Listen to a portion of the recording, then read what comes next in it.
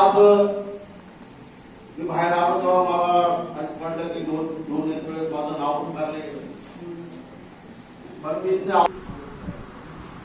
उपस्थित लावतो, इथे येतो. आमच्या पण भावना याच राहतात की गावात शांतता नांदली पाहिजे. सर्व शांतता समितीच्या या बैठकीत बोलून वेगळ्या वर्गाला करतात.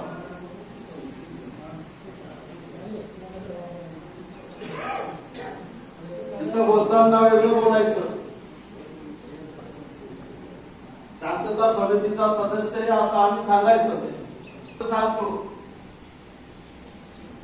याला बोलू दिलं नाही, याला बोलू दिलं नाही, हा असा बोलतो, हा तसा बोलतो, येत नाही किंवा तो खूप अभ्यास करून